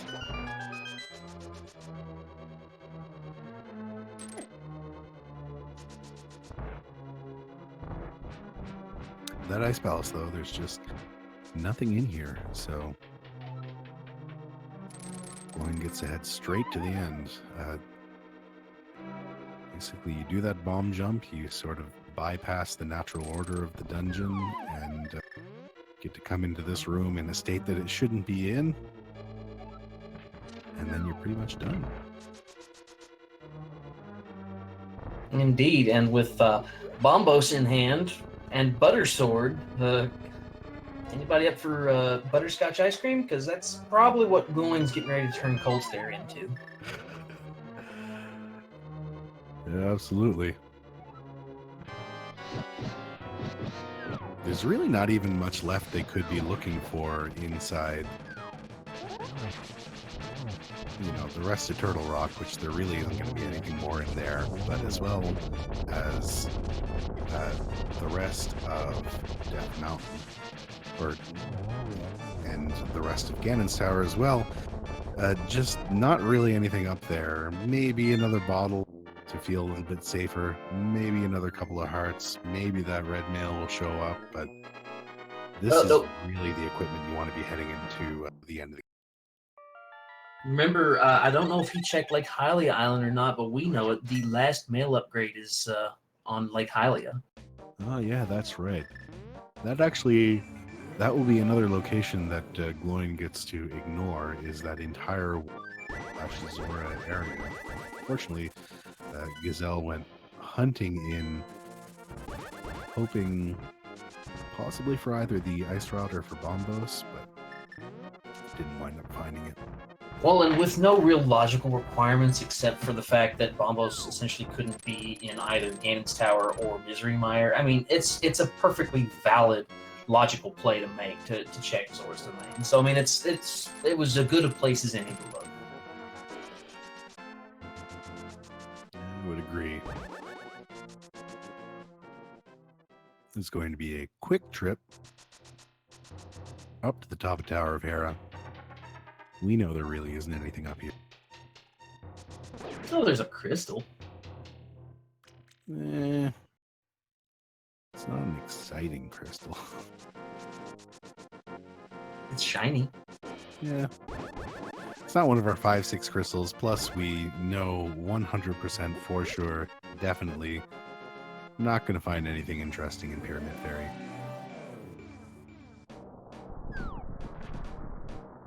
Yeah, again, don't have the statistics on it, but just speaking from personal experience, it seems like the double-chested fairy really hasn't had that much value in V29. We say that. I mean... At least in personal experience. I've had maybe one seed where she's had something. Well, in my personal experience, it definitely ruined my 4th race of this tournament. By containing the bow when both Eastern and Palace of Darkness were pendants. Well, that's why they call it randomizer. That's why they call it randomizer, because it's a matter of statistically speaking. Doesn't matter if it's statistically the better chance play. It's a matter of whether it's the right play. Yeah, we'll say it's a sleeper. It's a sleeper location. Sure, we'll go with that. Looks like Gesellschaft opting to go to the basement of Hera.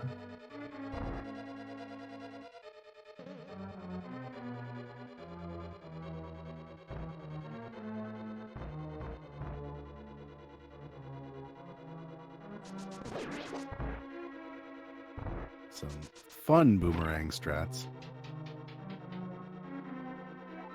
And gets the boomerang dash, so she'll get to take a little bit of a coffee break here. Stretch the legs, get a little fresh air. Yes, indeed. This is coffee time, where you take the last half of the coffee that you half drank at the start of the match and finish it up while it's a little bit cold, but still technically coffee. The third medallion, the bolt coin. You know we're not going to find much use out of that. Unfortunately not. I bet she was really hoping that was going to be Bombos. Yeah. You always get a little bit excited when you find one of those yellow circular objects and you haven't found any yet. Yeah, you're like, oh, wait, that's just Ether. Never mind. You're also kind of hoping that Ether shows up here since she hasn't seen it yet, but nope, it's cool.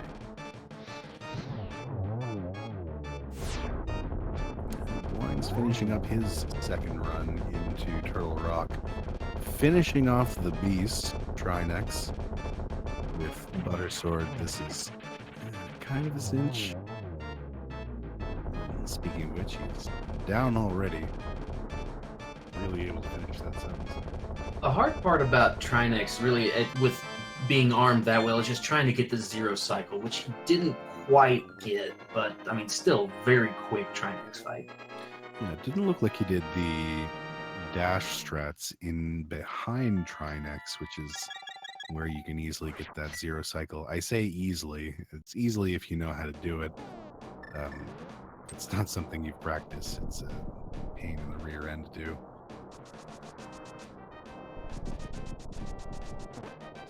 So Giselle determining where do you go next? All right, kiddos. You all know what time it is. It is time for the Ganon's Tower Big Key guessing game. We play a little game here where the Big Key can be in one of 22 locations in the bottom of Ganon's Tower. Your job is to try to guess that by entering a number between 1 and 22. Do that in chat right now. Fan, what's your guess? My guess is going to be 12 because I like the number 12. It is a very good number. I would like to say 22, but I was right the last time I said it, and I really don't want to curse our players with that. So since 1 and 2 are already dead, I'm going to go with 17. Yeah, that would be mean. Don't curse the runners. Hey, 17's still a pretty mean spot. That's the last chest behind Armos. That upgraded shield's pretty nice to find just before the gauntlet. We're at 3 so far. Haven't really found anything, but gearing up towards finding something. Let's see, 4, money, 5, a small key, doesn't count. Guess this is where all that cash was hiding. Ganon kept his bank account up here. Yeah. So that we couldn't buy that one single solitary arrow off of the Zora. Very important. That was a collector's item, I think. Yeah, that's, you know, you can't see it, but it was signed by Calamity Ganon himself thousands of years ago. That's 8. Still nothing useful. Besides maybe that shield, but it's really not what we're... I'll tell you what, though, it's kind of nice to have for those mimics because you don't have to worry about taking hits from those fireballs. You can just stand there, look them in the face all day long.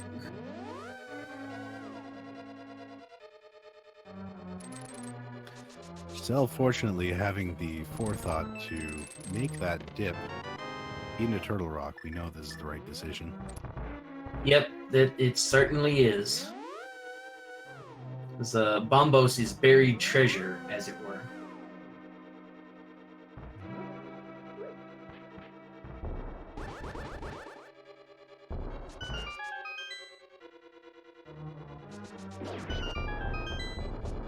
Gloin right. coming up to what they call the rando room now. I call that because you only see it in Randomizer. You never see it in MG.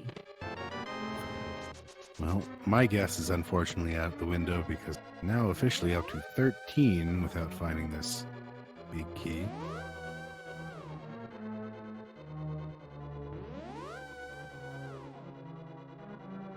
So from here, we'll have Bob's chest at 14, and the Armos chest will be 15, 16, and 17.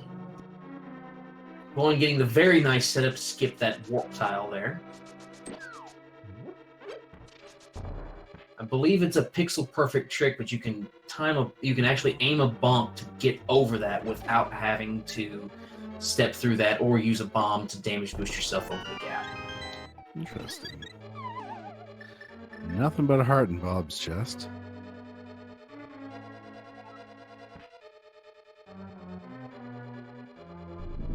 So off we go, like you said, 15, 16, and 17.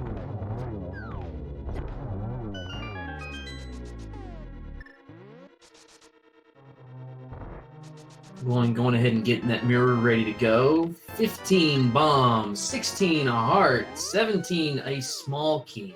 Looks like it's off to the right side of the tower. It is off to the right side. So now here's the question. Was I right the first time? Were you right the first time? Did you inadvertently curse it in your attempt to not curse it? Hey, this is already a cursed seed. I bear no liability for what this thing does. This is not a good seed. This was a very bad seed. Required double dips of 2 dungeons. Definitely Turtle Rock, and you are either going to have to double dip. Where are you going to have to double dip? Single dip for Meyer, definitely a double dip for TR. Yeah.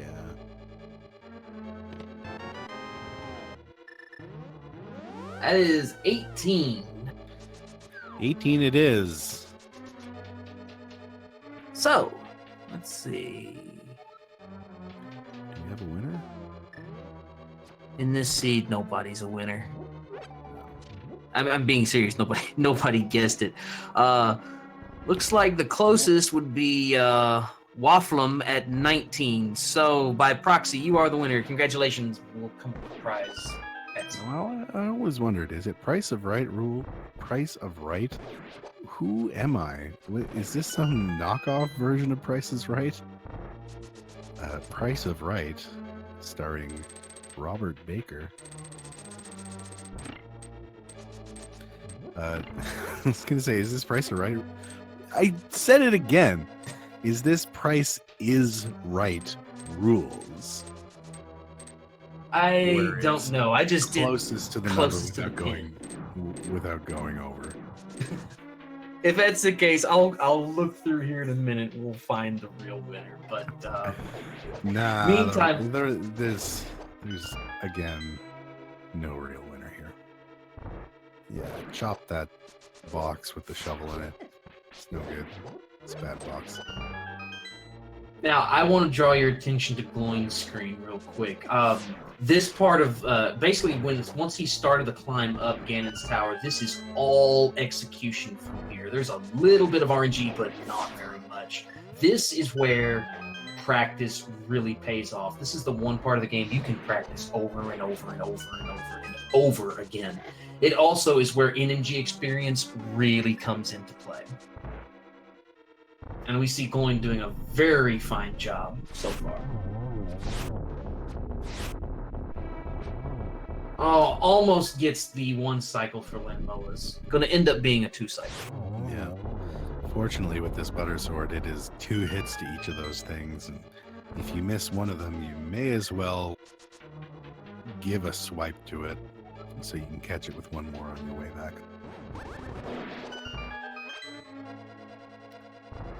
Going to be in the first of 2 Wizrobe rooms. Going to dash across this room here. Thankfully, the boots allow you to avoid those eye lasers. Oh, misses the 1 cycle for the Wizrobe room 2. We'll have to do an improvised 3 cycle. Yeah, looks like he just missed the left turn.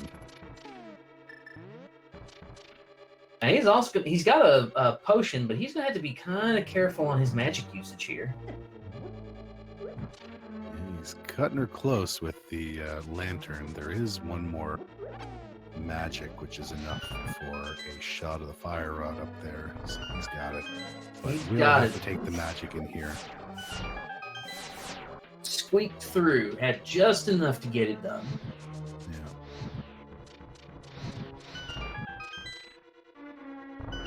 He's got 2 keys, doesn't have to worry about either of these helmets. Gets to pass right on through. Will, I'm guessing, probably opt to powder the anti-fairies in here? Yeah. Might as well. You get a full refill. You're going to have a full magic decanter down here at the bottom. Yeah, might as well grab them here. Top yourself off before going off to see the last boss gauntlet, where you got Moldorm 2, Aga 2, and the big pig himself, Mr. Ganon. Doing a very clean a very clean Moldorm 2 fight. That's a very nice Moldorm 2. Absolutely.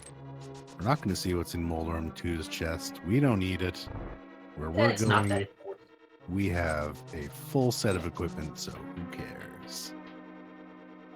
Again, with butter and silvers, this is not going to end well for Ganon.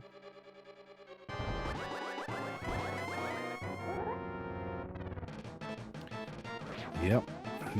Gesell heads straight to the shovel spot to find that Bombos tablet, and takes that Bombos tablet straight to Misery Mire. You know, it's surprising. It is very surprising, despite 2 extra dungeon dips to beat bosses. Being only, I mean, she's going to be in go mode. She finds the ice rod in here.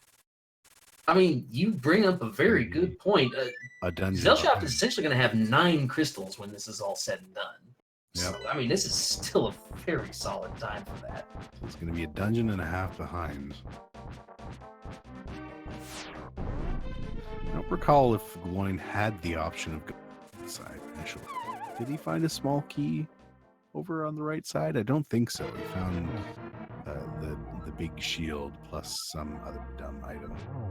I think you're correct. I don't think there was a small key on the right. So yeah, that's unfortunate.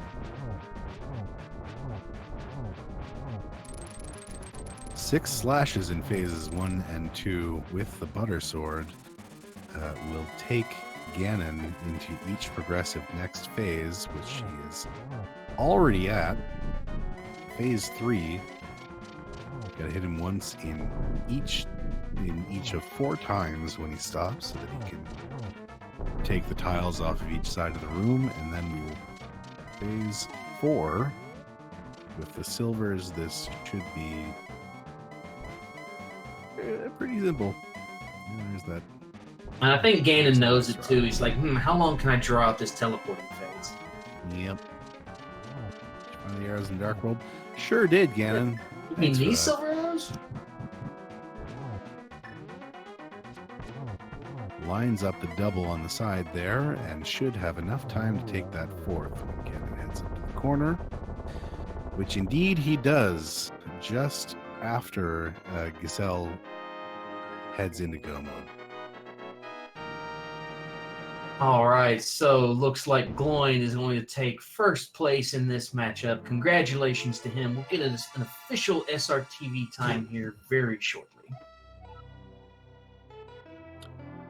Yeah, it looks like he has finished with a 1 hour, 33 minutes, and 41 seconds. Get your GGs into chat. Absolutely. Our lovely friend, the Triforce, got its GGs. All right, so we'll see if we can get Gloin to join us in here very shortly for an interview, get his thoughts on this seed. So bear with us just a minute. Meantime, we're going to watch Gesellschaft finish up Misery Mire here.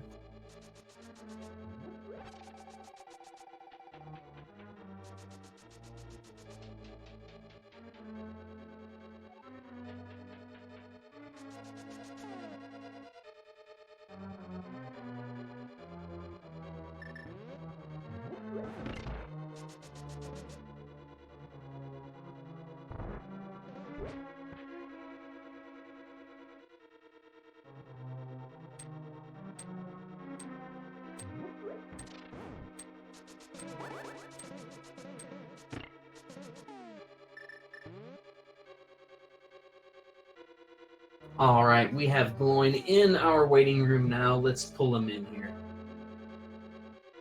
Oh boy. Hey, Gloin. GG, man. Very well done.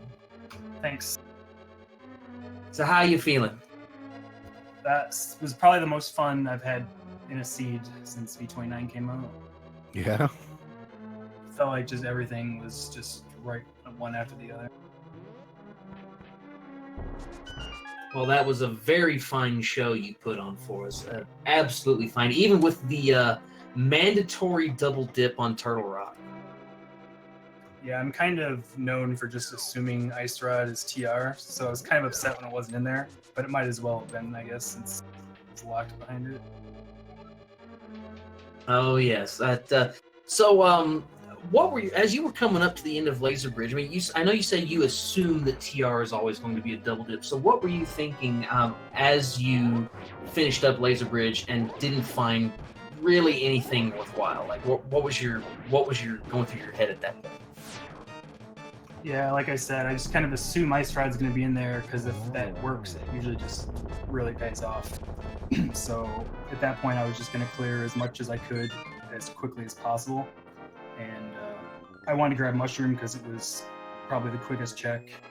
And I had just gotten Shovel, and I had Blacksmith, most of Blacksmith route pretty much untouched, so that seemed like the best. And I was still kind of holding out hope at go-moding Ice Palace. So that was kind of, I think that was my highest density chest area, so and it just happened to lead to Bombos, which led to Ice Rod and Mire. Well, again, it was a very well played seed on your behalf. Again, congratulations to you finishing with a very fast time and advancing to 4-1. So, how are you feeling going into round 6 of the tournament with a nice stride going here? Yeah, there's still quite a few good players at one loss. So I got matched up against Hippo in week 3, and of course Giselle's really good here in week 5. So I expect I'll get like the best one-loss player next week. Well, we will definitely be cheering you on.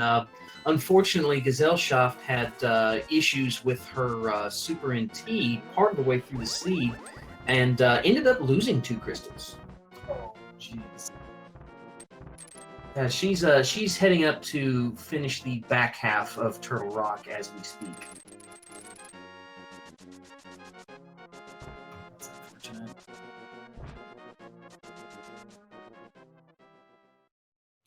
Yeah, I mean, kept a pretty decent pace regardless. Yeah, she Although- executes better than me, so that was the main thing I was worried about.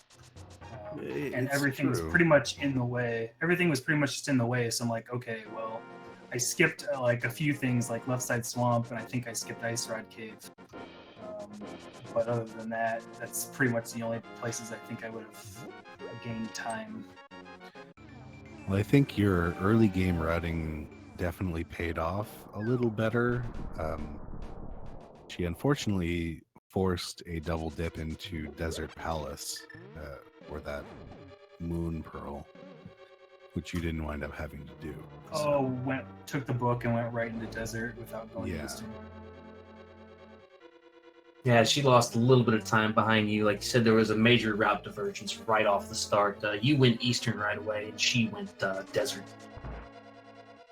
But most of the decisions were pretty much the same, like first 4 chests at Thieves Town, heading into Skull Woods for the Quake Medallion, putting off Death Mountain as long as possible. Yeah, that was really nice. Yeah, was that in your mind? I mean, the amount of things that were on Death Mountain and sort of. Yeah, I got decided Mirror, to and put it right when away. I got Mirror, I was thinking, okay, Death Mountain's wide open now. But then I was like, well, I better just check Skull while I'm here. And then I realized, well, okay, well, I'm not going to have a really good chance to get Graveyard Ledge or King's Tomb if I leave now. So I better get them now. And I got Bow, and that kind of just changed everything. It's like, well, I can complete Pod Eastern. Again, just led to Hookshot, which is like, okay, well, I can do Swamp. And then just kind of one thing led to the next. We are actually going to, while she goes ahead and finishes up, Dory is going to join us here for an interview while she finishes. So it's just 1 second. We're going to pull her in real quick. Oh, that's fun.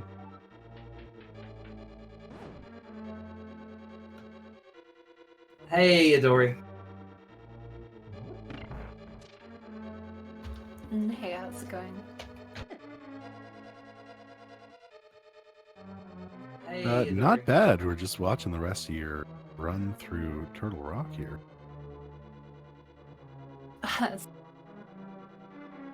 Oh, sorry. Not bad. We're just watching the rest of your run through Turtle Rock. So how about that console reset? Oh, that was a heartbreaker to watch. We just at first we were like, well, maybe it's just a graphical error. Maybe she really does have those crystals still, but no, that was not the case, unfortunately. Well, I have been having... I got an issue with my console recently where the entire screen will turn to black, and the only way I can fix it is doing a hard reset. But, I mean, so the reset was there. I was really happy with everything, and the only reason why I went into ice at all was because of the reset. And I thought of gambling left side swamp, but I'm like, well, now I can't afford to skip. I can't let it force me to skip anything. I had a strong feeling mitts were in swamp, so that was right. So like honestly, the only gamble I made was going into ice after swamp. Of course, like I decided to do left side swamp, and there was like something else. I started clearing more than I meant to clear, and like you'd think that I should have done it backwards, but it's like, well, let's just play like it would have been normal.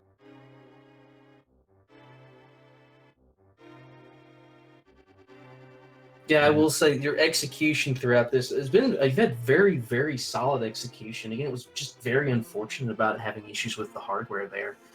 I do have to ask, what do you think of the mandatory Turtle Rock double dip? Oh, I mean, that's completely fine. This is a really fun and good scene. Again, the only issue with it was simply the fact that, like the reset just caused me to do ice, and then that kind of threw me off for the rest of it. And then, because my plan was to do Swamp Palace, because I figured Titan's Mitt were there, and then I was gonna go straight to the mountain. Well, I was gonna go to my area, check it, and then go straight to the mountain. But then I ended up doing some extra checks, and then getting to the mountain way late. And of course, even before that, I decided to full clear ice. But it was never my intention to go into ice whatsoever. But I just kind of got that guttural feeling like, oh, well, maybe all the trolley items are situated in the southern portion of the world. So, you know, Titans and Swamp, and then maybe like a medallion or Samaria in ice. Yeah, we did feel like there was a lot of sort of linearity to this seed. Yeah, it was both of you made a lot of the same decision-making processes. Like, you know, both of you felt that the gloves were in swamp, or at least that there was something in swamp, and swamp needed to be dipped fairly quickly, as well as the decision to sort of put off Death Mountain as long as possible, which wound up working out very well as well. Yeah, the seed was really easy to read. Again, like I did come across really linear. I lost time in the beginning by going to desert early, but it was either go desert early or like I had to make a decision, and neither one was really like it was basically a 50-50. So I'm like, well, go desert early in case like Boots decide to troll and end up somewhere in desert itself. Because I know I almost always do Agna. So my plan was to do Agna, and then the book kind of threw that, like I kind of disregarded. I don't know, the seeds I've been given, like they've been really good seeds, but they've been bad, like competitive seeds. Like it's kind of funny the way they play out. Just in terms of like options and what you should and shouldn't do, but yeah. It's the nature of Randomizer. It is. I think that's really the only decision that wound up costing any amount of time. For the most part, routing whether it diverged in particular places, it wound up diverging to necessary places, and didn't really gain, or I think it was all sort of a net neutral time gain or time loss, except for that one thing at the start with heading to desert first. I think that was pretty much the only non-neutral net time gain or time loss. Everything else was you sort of had to go in every single direction in order to find every single thing, and you wind up going there anyway. So Yeah, definitely. somewhat of a friend. I say friendly seed. The It shovel really was, though. situation. Like, you don't need to like the dip into Torok was completely fine because again, the way you kind of read the seed, it's kind of like, okay, yeah, like ice is kind of a 50 or not 50-50, but ice is kind of an iffy situation. But really, it was the entire mountain left, and so that's why I made sure to be thorough because I'm like, well, I know something is going to be on the mountain. I really hope it's ice rod. And of Yeah, course, I don't want to certainly. orphan a location just in case. But finding the bombos, like, I'm like, well, I'm just glad I found something. Because then that would, like, if there wasn't at least the shovel lean to bombos, then I would have felt like it was kind of stupid in that regard. I guess, to put it that way. I think the only other thing that you wind up finding on Death Mountain was the mushroom. So, I mean, I guess by that point, once you've already got that red cane, you're thinking, gosh, I haven't found anything else up here on this mountain. Like, why not, right? Yeah, of course, like, having the mirror, I'm like, okay, this is fine. Like, I activate the safety door, like, regardless of whether... Sorry. Just trying to do a trick. I activate the safety door rather, regardless of whether it be safe because of just in case like one of those two would be the ice shroud. It wasn't the case, but it was bombos. And so I'm like, okay, well, double dip Torok is fun in that regard because I'm like, well, I got like dungeon access, and then of course ice rod has got to be in Mire now. Yeah, the stage was so like straightforward. I was worried it was going to come down to like GT routing. That's how close I assumed it was going to be, and it probably would have been. Well, do you mind going over your route real briefly? Yeah, I did pretty much all the standard stuff early, and then I went. Well, wait, what is standard? What do you mean by standard? Kakariko. See, because I didn't go to Kakariko first. Yeah, I do Kakariko north to south after escape, and then I save and quit to south, do mini Moldorm.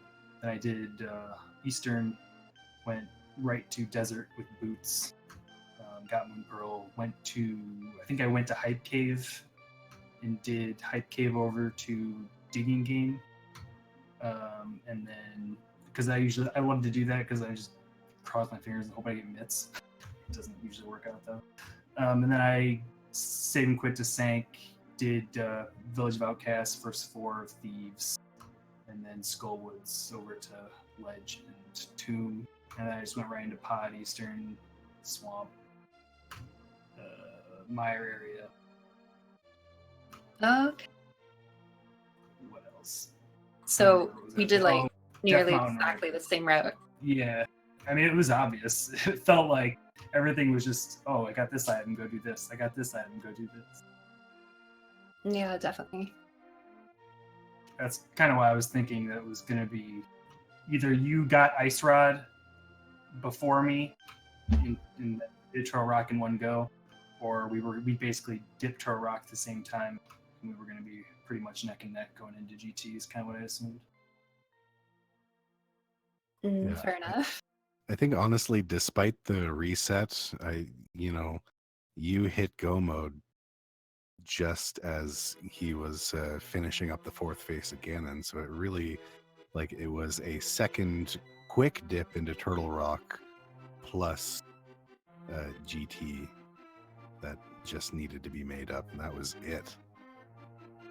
I don't think there was that much different between the two routes. Yeah. It figures. I never get lucky in this game. It's part of the reason why, like, I don't know, competitive rando, like the tournaments are fun. I think they're a great learning tool, but they can just, I don't know, be unnecessarily stressful, I think. But oh, it was a lot of fun. I was looking forward to the race. Well, and of course, again, things happen. both of you putting on excellent execution. I mean, just again, it's a real joy. I think most of chat will agree, being able to watch you guys pull off these strats at such a high level. I mean, it's an absolute joy to watch. Yeah, that's the big thing about rando to me. When it comes to tournament, is for me, it's really about the learning and about putting on a show.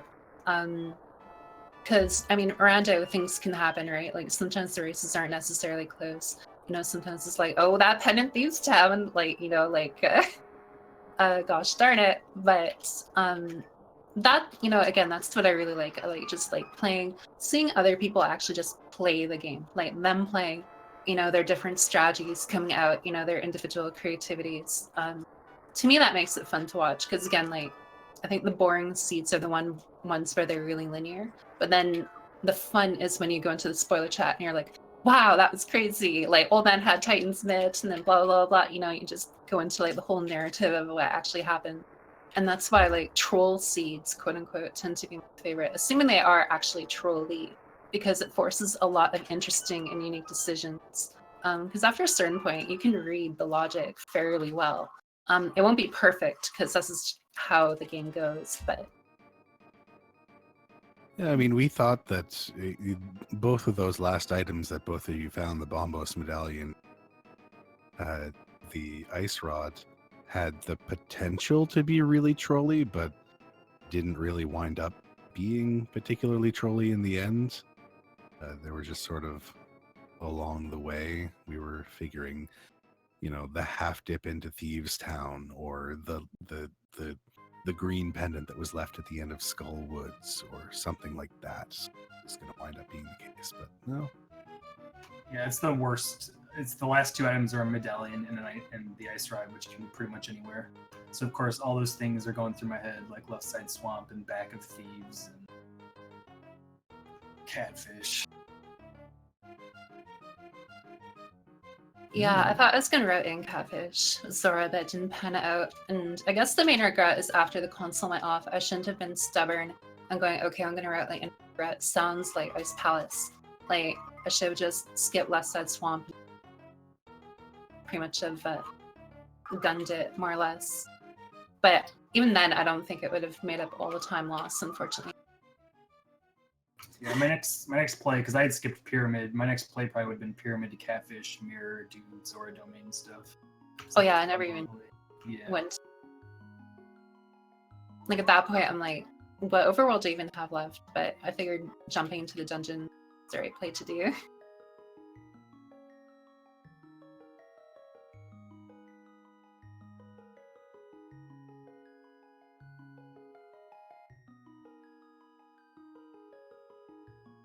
I suppose when you think you're behind, that's sort of when you start taking risks. Like you think, what's over on left side swamp, or what would happen if I full cleared ice? Things Yeah, like that. Again, ice is the only thing like I outright regretted because it was an unforced, like it was something where I wouldn't have done it under normal circumstances. I'm like, well, in the event, you know, I need to get back here. Something I need to do in order to get back into the race. I mean, everybody regrets ice, whether they had to. Oh shoot! I wanted to dash through the fire bat, but somehow I slipped. Which dungeons did you have to redo? Eastern and Pod, and then of course that's when. So, I think, I knew what was in Eastern and Pod, so I think I got to check some. Well, then again, I did mirror. I'll know where my save point, but. We actually have a question from chat, and I'm going to pose it to both of you. Gloin went ahead and got the answer, but how many seeds total do you think you've run over the course of your random career? If you just had to put a pure guess on it. Honestly, not that many. Easily under 200, probably about 150. Yeah, my total races on SRL is 160, and then I've done these tournament races on SRTV, so that's what, 5. And then when I was first starting out, I did like 10 seeds, so about 175. Like the big thing for me, oh, sorry. No, take your time, Gazelle. You're doing butter sword, silverless Ganon with slashes, so you take your time.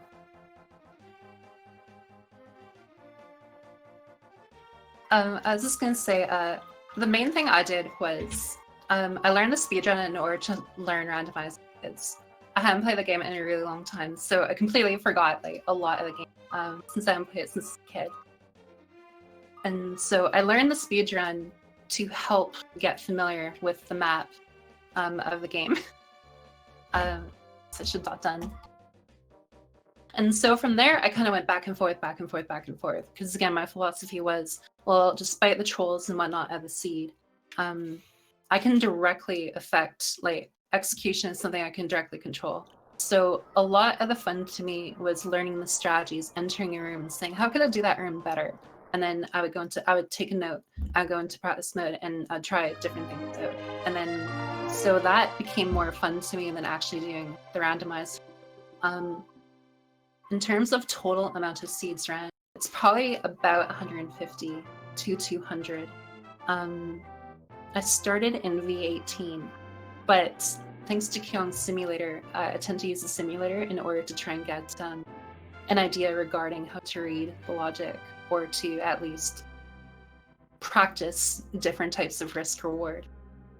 And then from there, like, I'll once in a while do a seed. I haven't even been doing dailies or weeklies in a long time, unfortunately. But like, I played the seed and then just tried to make sure that I could string everything together. And then I got to a point where I was really comfortable. And then that's pretty much where I didn't play as much, because like the playing itself is fun, but I just wanted to move on to other things. It's not that I didn't want to play Rando anymore or it wasn't still fun, but you can definitely burn out. And I always wanted to keep it fresh. I didn't want it to be a thing where, you know, you're just kind of going through the motions, looking for items to get to the end. Like, I just really like, you know, the journey that each one had. And that's why I tend to play with friends more, just because you can do some of those fun gambles, or you can reset your console and be like, ugh, whatever, you know, kind of idea.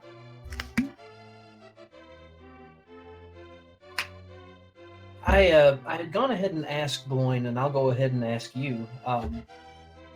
Now you'll be going to 3 and 2 heading into round 6. Where, like, mentally, where do you stand right now, and what's your game plan going forward into the next round? Because obviously you're still in it, you're still certainly within striking distance of brackets, but where's your mindset as you're heading forward into round 6? Honestly, nothing changes. Going into every tournament, there's just going to be like a lot of up and down, a lot of ebb and flow. So I've never been too worried. For me, I figured, well, you know, in the event I play bad or get unlucky, you know, it kind of is what it is. Rando is a very difficult thing to try and predict and go forward. And like, even just like one little thing can completely, you know, screw things up. As a player, I feel fairly competent. So really, it just comes down to, you know, do I get unlucky? You know, was I not playing smart that day? And also, you know, how competent is my opponent? Because the entire thing is that you're not really playing the seed, you're playing the other player. You know, for Gloin, I could never be sure where he would enter Dark World. And I can't even be sure whether or not he would have entered Swamp. And so, like, putting off something like the mountain in that regard is a bit of a risk in case he went up there and found something. But with the way the logic went, it was too strong to keep going forward in that regard. But like, it's, I don't know. I think the only thing is that I would have liked to have more momentum going forward, because then I'd have more room for error. But you know, in terms of the tournament, nothing really changes. I'm somewhat indifferent to who I face against, and although I do like playing good players, just because I think it makes some of the mind games more interesting. But no, nothing's really changed. If I don't make brackets, I'm kind of not concerned about that. It's kind of been the case since the fall tournament. Yeah, I don't know, just playing for fun. It is what it is. I'll tell you what, it's the same it's the same win-loss ratio that I'm in, and I certainly would not want to face up against you.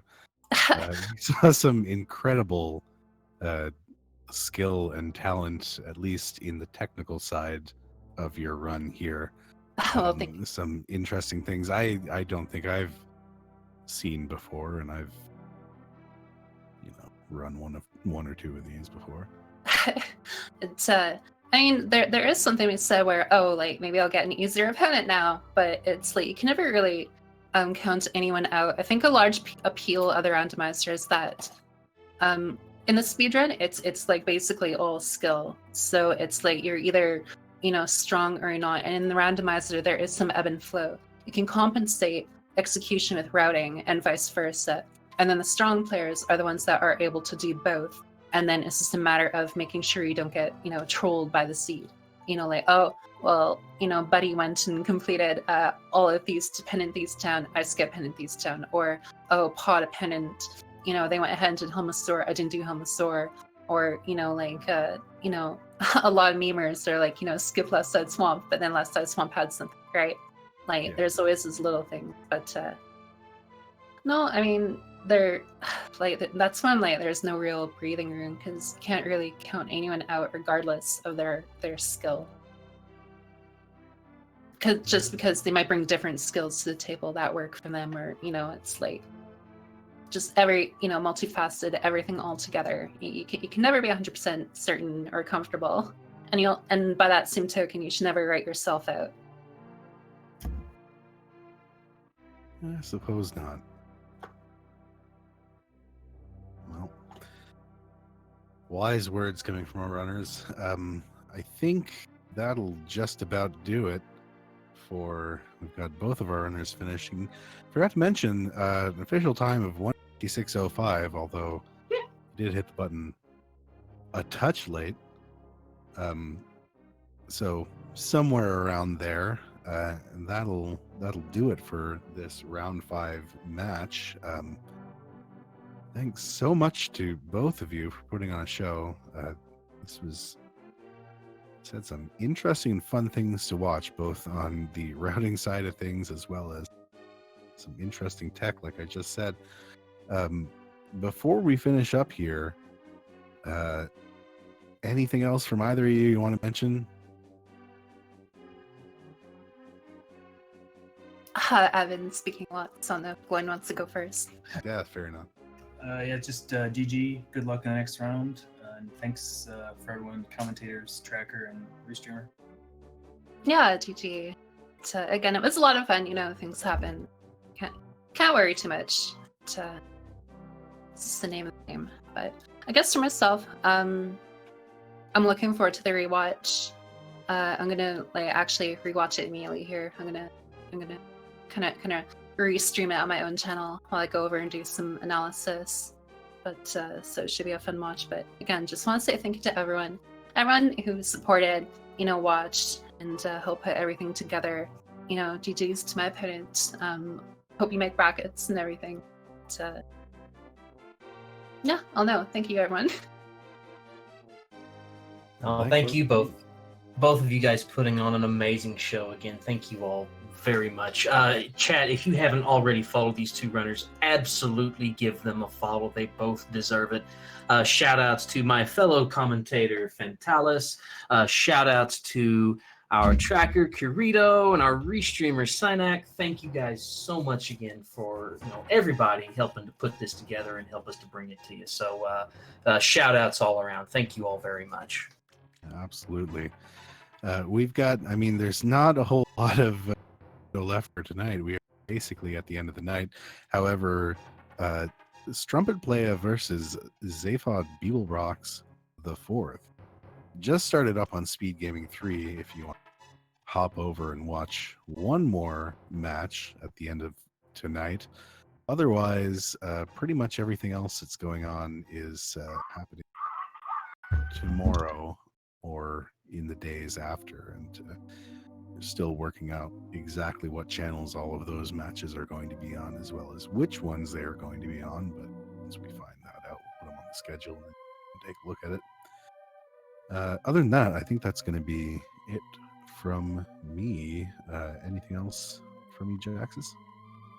Not at all. Just been an absolute pleasure to watch this match. I've really enjoyed being able to commentate two fantastic runners and commentate alongside some amazing people. So thank you all again very much. Agreed. Well, I guess with that, we'll sign off.